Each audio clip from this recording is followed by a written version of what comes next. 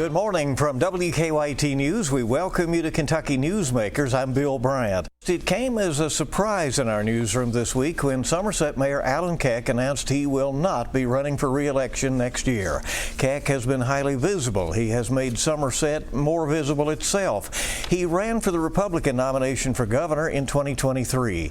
He's been mentioned for other offices and has seemed hard-charging all the way. So why has Mayor Keck decided to make whatever pivot this is going to be? First elected in 2018 and re-elected in 2022, Keck did spell out some of his accomplishments in his announcement that he is leaving Somerset City Hall after next year. Mayor Keck, welcome. We appreciate you coming. Yeah, thanks for having me. It's always a privilege to chat with you a little bit. Same here.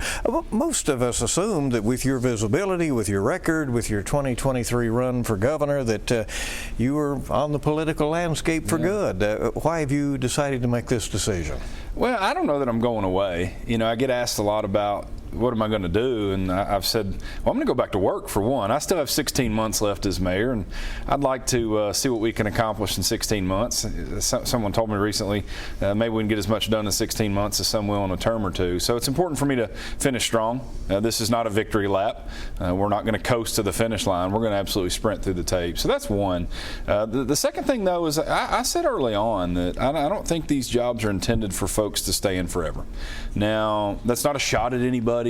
That's probably painting with too large of a brush, but I think the institution has to be bigger than the individual, man or woman, and so 2 terms is it for me. But that doesn't mean that my time in public office or time in public service is going away for good. It's just this particular season's coming to an end. You're likely to do something in the private sector in the meantime? I think so.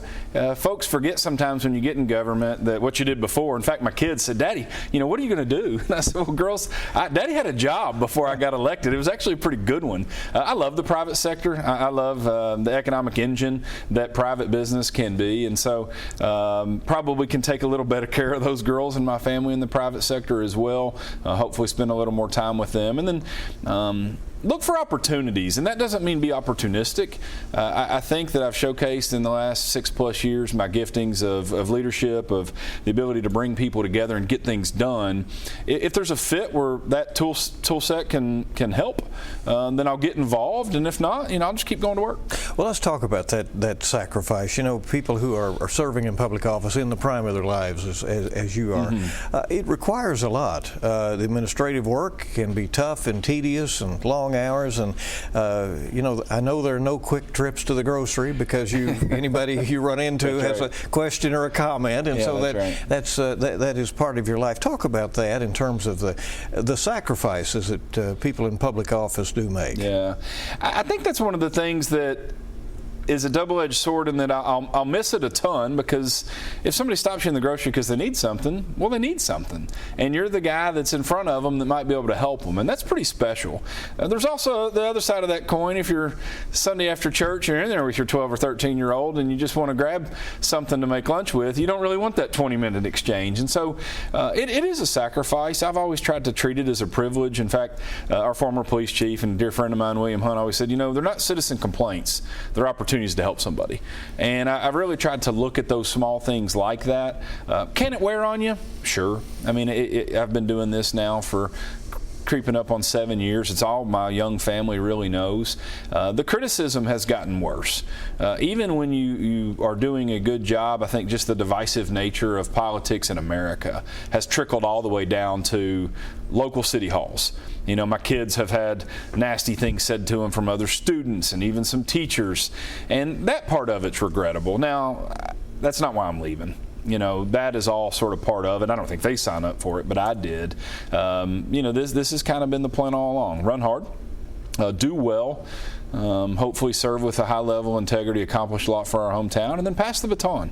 Let someone else that has that hunger, that vision, that energy, which I think you can probably tell I still do, but let them pick up the mantle and make sure that it can sustain itself into the decades to come. Most of our cities opt for nonpartisan elections, and you talked about the political nature of these days, a time when voters are increasingly partisan or even tribal. That's fair. Do you think it is important to leave the D's and the the R's off of our city halls? Yeah, I always said for local government, progress isn't partisan. A lot of the things that divide us nationally don't really come into the political landscape in a city hall. I probably brought some of that on myself running for governor, as you mentioned, a Republican primary. There were a lot of folks that probably couldn't tell what party I was in because I was just so focused on quality of life, quality of place, economic development, investing in our first responders, things that are very unique to city governments. Some other mayors, friends of mine, say potholes aren't partisan, and I think you could, that's analogous to my partisanship and progress. You think you're leaving Somerset in a better place and with a bright future? I'm really proud of what we've accomplished. I do. I'll say that with humility, but also confidence. We're growing at record levels. We haven't, the government, but we've had an environment where the private sector's created hundreds of jobs. We've had hundreds of millions of dollars economic development. People are really proud to be from Somerset right now. We're seeing young kids move home for the first time in generations, candidly. We're seeing new housing startups that have doubled in the last year and a half over the previous 4 years. I mean, there's a lot to be proud of. I closed my State of the City the other day by saying the best is yet to come, and people say that's an odd way to finish a speech when you tell us you're leaving, and I can say that with confidence because I think the team's in great shape, and I think we've set it on a course for sustainability. Yeah, Somerset has both a lot of blessings and natural beauty nearby, the lake, of course, and but also the challenge of being sort of removed from the interstate system. So you have had to try to work to bring good roads and good transportation to the area. We've been blessed. Our federal delegation recognizes the importance of Somerset as sort of the capital of Lake Cumberland and this tourism hub for southeastern Kentucky. But we've had to be aggressive. I think Somerset is sort of symbolic of Kentucky at large. Kentucky has all these beautiful resources. It's a gorgeous state. It's located in a perfect position logistically for our country, but if you don't go out and sell it and market it and brand it, they're not just going to come here. They're going to pick the states with the better tax code or a little bit more amenities in their big cities, and that was Somerset. We had to yell from the rooftops to get people to pay attention. We called it the best secret in the Commonwealth, but I don't think it's a secret anymore. Well, you've had some events that have drawn attention. We were talking about the General Lee jump. I think I know where you're going. Well, I mean, it was like, okay, that looked like a lot of fun and all that, but we were all saying, isn't there some risk in that right in the middle of town? It was crazy. Me and 35,000 of my favorite Eastern Kentuckians enjoyed that. I think maybe 1,000 of us, especially the locals, were holding our breath quite literally, but it went off without a hitch. Almost, though, one of their own camera guys about got hit. That was a little scary. I knew it would be popular, but I never dreamed it would have sort of the viral nature that it did, from Barstool to Australian news. Evidently, the Dukes of Hazzard was a pretty popular show. Yeah. We have seen, particularly the Appalachian towns and so on, really put on events, become competitive, celebrate the what goes on in their communities, and that seems to be very strengthening. It's a message. Anytime I get to talk to other leaders from East Kentucky, especially young leaders, I say, be proud of who you are, and please stop apologizing for what we're not. Kentucky's a special place, and each of these cities, all across our Commonwealth, but particularly in Eastern Kentucky, where we have a strong sense of culture and a pride from kind of where we've come from, I think are starting to lean into that. I think the growth in music across our country and some Kentucky artists who have accomplished a lot nationally has given us a little bit more boldness to lean into that. But I'm really proud of these events. I'm proud of the communities that are saying, you know what, we might not have everything, but what we have is pretty dang good, and we want more of it. What would you say to other cities that are looking to maybe replicate some of the things that have happened in Somerset in recent years? Tell your story. Whatever that story is, again, be proud of it. Make sure young people have a seat at the table. This is a generation that's going to be in charge in the coming decades. And to the young folks that maybe say, we can't let the good old boys or the old hats give us a seat at the table, walk up with humility and take it. I think it's important that we have what I call generational diversity. Early on as mayor, when we were kind of sort of starting to experience this rocket ship, some of the older generation said, Mayor, we just need to get out of your way. And I said, please don't. You know, if we'll marry my vision and energy and your wisdom and experience, man, special things will happen. And that's what I would challenge folks in other communities to do exactly that. You know, a lot of people are out there probably saying, come on, now this guy's running for governor. He's got to be eyeing another race in his future. You sat here just a moment ago and said you're probably not going away. So, you know, some bring up your name in potential other races, maybe a potential successor to Congressman Hal Rogers whenever he does leave office. He's running next year. Is it over for you? It's not. Can I tell you exactly when I'll re-enter the political arena? I can't. You know, Congressman Rogers is a good friend. He and Cynthia have been incredible to Tiffany and I. I'm certainly not going to be challenging him in a primary, and he's seeking re-election. I made my intentions and passion known for Kentucky, so I get asked a lot about looking at that governor's race. I think that that's something that I'm always going to have an eye on, because I know my style of leadership, my executive experience is really relevant for that. But we're just going to have to see what that looks like at the time, where my family is at the time. You know, I've got an 8th grader playing varsity volleyball right now, and that's a lot of fun. I haven't missed a game yet this year. And so I want to make sure that I'm continuing to lead well at home, and I'll find the right place for me, my family, but also the right race or office. Really, it's not just about winning elections, it's about getting things done if you do, that fits at the time and the needs there for me to jump back in. Are you likely to endorse a candidate for Somerset Mayor next year, or slate of candidates for the city council? Or yeah, I think that's likely to occur. There are some folks that are considering running for both mayor and council that have asked for my input, and if they move forward and get in, they would likely have my support, no doubt. No looking back in this. So there have been mayors who have made this decision the year before, and then they saw maybe the crowd that was gathering to succeed them, and they decided, well, maybe I do need to run. Yeah. You don't see that happen. I don't. I mean, the one thing that's really important to me, though, is we've assembled a world-class team. I said I've had the opportunity to serve with the best team in the state of Kentucky. It is important for me for them to be well taken care of, for the momentum to continue. I think there's folks that are looking at the race that will allow that to happen and encourage that. So no, there's no looking back. I want to finish really strong, as I mentioned. I want to keep kicking butt. I want to get some things done in these next 16 months. We appreciate you coming by. Thank you very much. Absolutely. Great and to the see access that you've always given us. We appreciate that. All right, everybody, stay with us on WKYT's Kentucky Newsmakers. Welcome back now to Kentucky Newsmakers. Longtime State Senator Jimmy Higdon also announced this week that he is moving on from politics after this term. He has served in the Senate since 2009 and was in the State House for 6 years before that. Higdon serves as the chairman of the Senate Transportation Committee and on several other powerful committees in Frankfort. But he made note of his age and said his family deserves more of his time. Senator Higdon is joining us remotely today on Kentucky Newsmakers. Senator, thank you very much for being here. We appreciate you giving us a few minutes.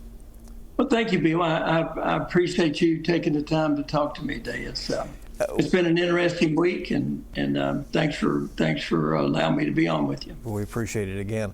Why did you make the decision that this will be your last term? Well, Bill, I think a good part of leadership is you have to know when to say when and when to pass the torch. And at my age, I'm not old. I'm at the top of my game right now. But my constituents expect a certain level of service, and I can't commit to doing that for 4 more. Really, it'd be 4 more years after this next election if I'm reelected.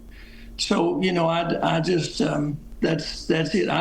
My crystal ball is murky. I don't know what that looks like. So I've seen a lot of my colleagues stay too long, and I don't want to be that guy. You made note of your family and that they deserve more of your time. It is quite a sacrifice to serve in Frankfort and make those trips and have to do all the preparation, right? It is, and my wife Jane has made tremendous sacrifices for me to be able to serve in the House of Representatives and the Kentucky State Senate. My children and grandchildren have made sacrifices, and it's just it's time to spend time with family, and I've got a long bucket list of things I need to try to take care of, and so mainly, I just don't know that for 4 more years I can continue the pace that I'm doing and continue to deliver to my constituents the leadership and the representation that they deserve. And I work for my constituents, and that's why I'm there. And I think about them in a situation like this. And again, it was a tough decision, Bill. It was a tough decision. And but it was one at some point in time I had to make. But you probably know this. You probably heard it said before. There's 3 ways out of the Kentucky General Assembly. They can vote you out, they can carry you out, or you can go out on your own. And I don't really care anything about the first 2. Well, understandable. Senator, this is a paradox, though. How tough is it to realize that seniority is what brings you influence in Frankfort, and you were there, the chairman of a very powerful committee in transportation, but then the clock keeps ticking for you personally? Absolutely, Bill. I'm at the top of my game right now. I'm, career-wise and health-wise, I could not be any better. But like I said, looking into the future and at 72, I consider myself still young and vibrant. But you got to know when to say it's time. And again, a good leader makes that decision and passes the torch. And I think that's the decision I made. And it was a tough one. I promise you, to give all that up. But it's one that I needed to make. As chairman of the Transportation Committee, you've overseen some major initiatives. Do you think Kentucky is keeping up with its roads and with the times and with the growth that we are seeing in some areas of the Commonwealth? I think we made some strides, Bill. We put in, over the last several years, we put in $250 million worth of general fund dollars to secure the Ben's Fence Bridge grant. We put $150 million of general fund money in to secure the grant for the Mountain Parkway. We put up $150 million to secure a grant for the I-69 bridge. Last year, we put in $450 million of general fund dollars to do projects in growth counties and areas of growth in the state. So you add all that up, it's over $1 billion of general fund money that we put in recently, and that's made a big difference. But I will tell you, Bill, that looking down the road, we're going to have infrastructure issues, and we're already seeing them on our rural roads and on our county roads and our secondary roads. They're just not receiving the love that they need, and it's costing our constituents in auto repairs and wear and tear on their vehicles, riding on roads that are not well maintained, and it's not deliberate. Senator, do you feel that the state has prepared itself for the switch over to EVs, and that may be slower than some had thought it would be, but it is happening to some extent at least. We rely so heavily on the gasoline tax. Do you think Kentucky has a revenue stream that will keep up with that shift? Well, if the formula on the electric vehicles, allows for an adjustment every year, of course, CPI, and we do have a user fee on electric vehicles. We passed that several years ago, so we're prepared for the growth in electric vehicles. This year, I plan to pass a bill to deal with commercial electric vehicles, which is something that we need to do. So yes, we're trying to keep up, and I think we've made some strides there. Our biggest problem would be on the user fees for gas. We're collecting the same amount at the gas pump on user fees as we did in 2011, and of course a lot's happened since 2011. Inflation and fuel efficiency, and so that we have challenges, Bill. We have challenges. Yeah. Senator, the driver's licensing issue continues to loom. You and I spoke about it about a year ago or so, but again, the lines often remain long and appointments are few, and there are frustrations, and some want those responsibilities returned to local circuit clerks. Is that worth exploring? You know, I think that it's a necessity, especially in our rural areas where some people are driving 40 miles one way to get their license renewed. And of course, it's necessary in the urban areas where you can't get an appointment for months at a time, or wait a good part of the day to get your license renewed. You know, there's a combination there somewhere for the foreseeable future to try to work something out with county offices to where, you know, we would have that at the county. We've been working with Kentucky State Police to have the permit testing at the local level. We've been working with KSP to do driver's testing at the local level. So we're making some strides, but I don't think you'll see in this next session us move completely away from regional offices back to local offices. But I think you'll see a hybrid model where we try to do a little of both. Yeah. We know that law enforcement is looking into some issues with licenses that were wrongly issued. The cabinet has canceled nearly 2,000 credentials. Do you want to know more about how that happened and how to prevent it? Absolutely, Bill. I think everybody in the state of Kentucky wants to make sure that those who took the money and perpetrated that are tried in court, that they're held to that. They committed a crime, and they need to be held accountable. We need to find those, like I said, that were illegal. And how did that happen, Bill? You know, what do we need to do to make sure that that doesn't happen again? Yeah, Senator. How has the political landscape changed, in your view, since you first arrived in Frankfort in 2003? Was a different time. Ernie Fletcher was becoming governor. There have been Republican and Democratic governors during the time you've been there. Control of the House changed. How has doing business changed in Frankfort? Well, I first came in under Paul Patton.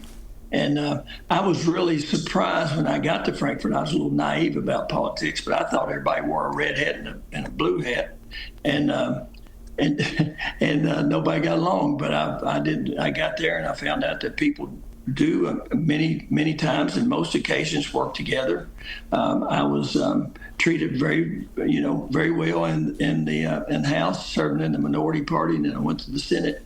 Went into the majority party, and Senator Williams invited me in and helped me. Then moved on to Senator Stivers. But you know, my first office was a broom closet, and I'd get maybe one email a day and a letter a week. Just wasn't much demand for my time other than committee meetings and during session. But today, what you see today is, you know, with social media, with, emails, text messages, Facebook Messenger, you go on and on and on and on. We're bombarded with information and requests and questions. And, we want to answer all of our constituents' questions. We do. But like I said, that's what's changed. It's just far more demanding than what it used to be, and we're more accountable than we used to be. Senator, what issues do you see on the horizon for the 2026 regular session, the budget session, and what you say will be your last regular session? Well, I have some unfinished business with transportation. Like I said. Get the user fees on commercial electric vehicles. It is the budget year. We do have a surplus, so we're fielding a lot of questions and a lot of requests for funding. So we'll wade through that. I'm sure this driver's license issue will be a big topic. And one thing for sure, there'll never be a dull moment, Bill. We'll probably have 1,200 to 1,400 bills filed, and a lot of work. And I'm looking forward to it. And it should be an interesting session. Yeah, the Senate President always says he'd like to hold the number of bills down so there's more quality time spent in debating those. But those filings seem to come left and right. We did a fairly good job in the Senate this time. We tried to limit each senator to 5 bills, and for the most part, that worked. The House is always with 100 members. I served in the House, and I've always said the House is turning out bills like a counterfeiter turns out money. I mean, they're closer to the constituents, and they have a lot of interest in different bills. So there's a lot of bills filed in the House, and that's why we have 100 members, because they're a lot closer to their constituents than a senator with 120, 130 constituents. So it's a good program, and I would not want to see the Senate and the House limit. They can request a limit on the bills or ask you to not do but so many. But I'd hate to see a hard, fast limit put on the number of bills that a legislator can file, especially committee chairman like myself. Limiting me to 5 is difficult. All right. Senator Higdon, we do appreciate you so much for giving us a moment, and good luck to you in the future, and certainly in the session ahead, and then whatever life brings after that. We appreciate you. Thank you, Bill, and I just thank my constituents for allowing me to serve all these years, and I look forward to finishing strong. And I got 16 months left, and I plan to go to work every day like I always have. Thank you.